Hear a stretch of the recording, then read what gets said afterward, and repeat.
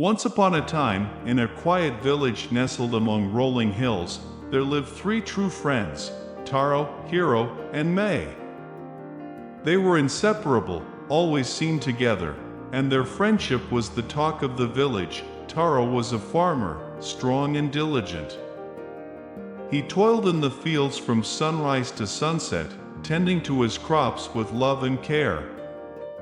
His friends admired his patience and resilience in the face of the ever-changing seasons. Hiro was a monk, known for his wisdom and peaceful demeanor. He spent his days in the village temple, meditating and offering counsel to those who sought his guidance. His friends respected his ability to find tranquility amidst life's chaos. May was an artist, her creativity flowing like a gentle river. She painted vibrant landscapes and captured the essence of the world in her artwork. Her friends marveled at her ability to see beauty in the simplest of things. One day, tragedy struck the village. A powerful storm ravaged the land, destroying Taro's crops, the village temple, and May's studio.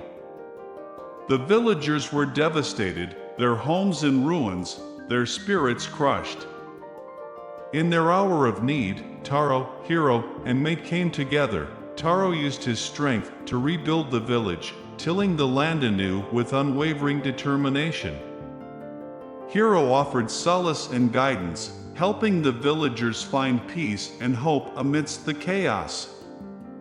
May, despite losing her art, found inspiration in the village's resilience, creating a masterpiece that celebrated their shared strength.